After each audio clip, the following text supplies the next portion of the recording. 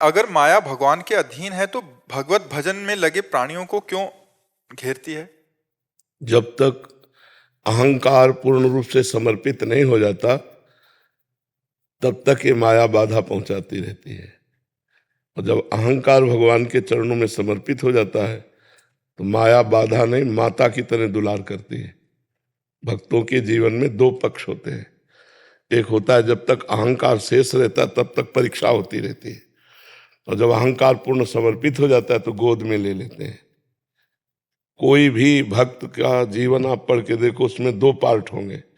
एक होगा उनकी कड़ी परीक्षा और एक होगा उनका फला फूला जीवन, बड़ा आनंदमय जीवन, बड़ा प्रकाशमय जीवन। तो अहंकार जब तक बना रहता है तब तक ये माया फिर प्रश्न करती है।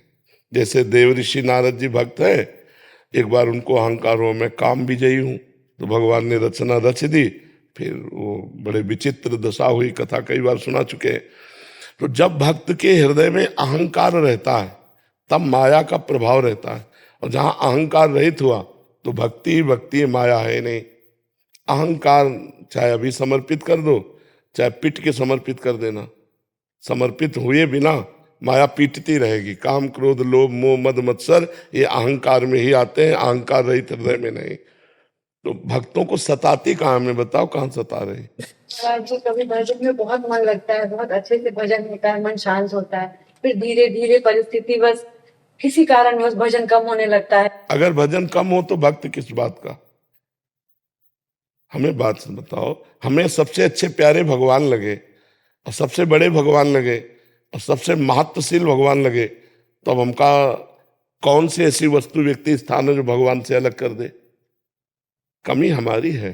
हमने भगवान को इतने नीचे स्थान पर रखा है, और भक्त कहलाते हैं अपने को, कि अगर अच्छा भोजन मिल जाए तो भगवान को छोड़ देंगे।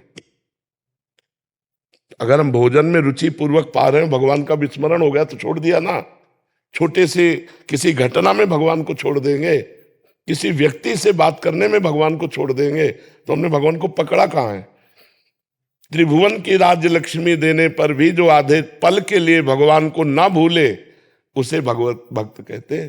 त्रिभुवन की राज्य, तो अभी भक्त कहाँ हुए? ये हमारी मना स्थिति है कि हम भगवान को बहुत नीचे स्थान पे रखें। अब हमें बताओ, इस बात को चिंतन करके बताओ। कोई व्यक्ति मिला, उससे बात के भगवान को भूल गए, तो व्यक्ति श्रेष्ठ हो गया ना, भगवान हल्के हो गए ना। भोजन अच्छा मिला, भगवान को भूल गए, भोजन श्रेष्ठ हुआ ना, भगवान हल्के हो गए ना, भगवान उससे नीचे हो गए ना। कुछ रुपया पैसा लेन देन खान पान भोग सुख सामग्री, जब ब्रह्मादिक के भोग सब विश्वम लागत ताई, नारायण ब्रजचंद की लगन लगी है जाए। त्रिभुवन का कोई भोग कोई सुख भगवान का विस्मरण ना कराए तो उसे भक्त कहते हैं। अब बोलो ऐसे भक्त पर क्या परेशानी है? महाराज जी गृहस्थ जीवन में अगर किसी भोजन बनाते वक्त या अतिथि के आ जाने पर, गोपियों को जानते हो क्यों महापुरुष कहा गया?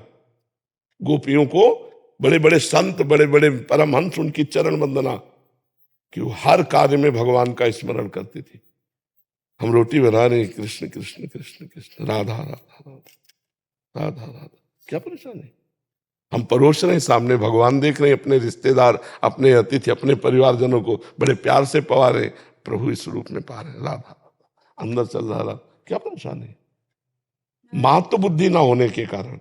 महाराज जी अभी ऐप में जैसे रिमाइंडर आ गया 15 मिनट पे, तो महाराज जी अगर 15 मिनट ये क्या होता है? राधा नाम का रिमाइंडर लगा दे कि जैसे आप कहते हैं ना 5-5 मिनट में नाम जप करें, तो एक खत्म होगा। ऐप में हमने वो डाल दिया है। अच्छा। महाराज जी आपकी आवाज में वो राधा वल्लभ श्री हरिवंश हर 15 मिनट। हाँ, तो वो जुड़े रहे।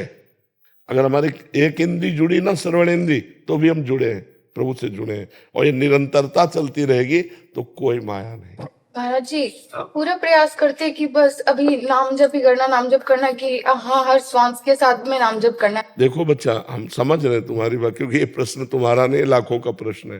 ये लाखों का प्रश्न है कि हम प्रयास करते हैं लेकिन असफल रहते हैं। क्यों? क्योंकि अभी नाम में हमारी उतनी मातृ बुद्धि नहीं है बच्चा। हमारी जो भोगों में मातृ बुद्धि है, हम जहां छूट दे देते हैं, जहां सुख बुद्धि कर लेते हैं, वहां हमारा मन जाएगा, और जहां बिल्कुल कि नहीं तो आज तक नहीं गया। नहीं तो चिंतन कैसे हो गया? चिंतन ही नहीं होगा।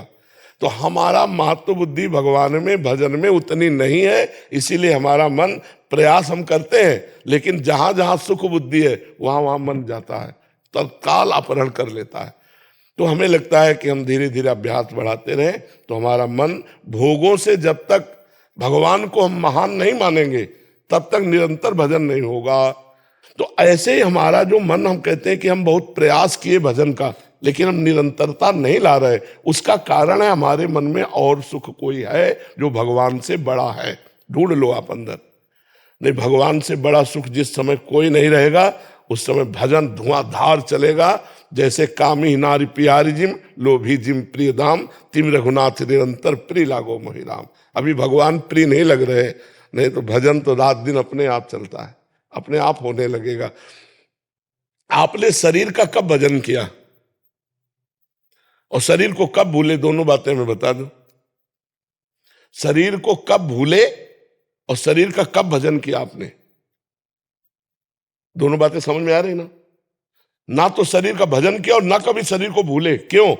क्योंकि शरीर को प्यार करते हो आप मैं मानकर, बस ऐसे ही भगवान को प्यार कर लो मेरे, तो कभी भूलोगे नहीं, कभी नहीं भूलोगे। जैसे हम सो के उठे फिर हमें समझना पड़े कि मैं कौन हूं, मैं पुरुष हूं, मैं स्त्री हूं, मैं कहां हूं, ऐसा कुछ नहीं। उठे अपने कार्य में थक गए, क्यों? भूले ही नहीं ना। लेकिन भगवान को भूल जाते हैं यार, आधा घंटा से भगवान को भूल गए। क्यों? क्योंकि भगवान अभी शरीर के बराबर प्रिय नहीं है, अभी भोगों के बराबर प्रिय नहीं। ये खूब अंदर की मनन की भी बात हम आपको बता रहे, लिखी पढ़ी बात नहीं। जिस दिन भगवान का स्थान सबसे ऊंचे होगा उस दिन भगवान का भजन निरंतर होगा, बिना प्रयास के होगा, अनायास होगा। अब ये सत्संग सुनते सुनते संसार के भोगों से राग रहित हो और भगवान को सर्वोच्च स्थान पर रखो, तो हर समय यह जो परे में सहज स्वभाव, श्री हरिवंश नाम रस चाओ, नाव सुदृढ़ भव तरन को, स्वभाव बन जाएगा। राधा राधा श्री हरिवंश, राधा वल्लभ श्री हरिवंश, स्वभाव बन जाएगा। राजेंद्र दास जी,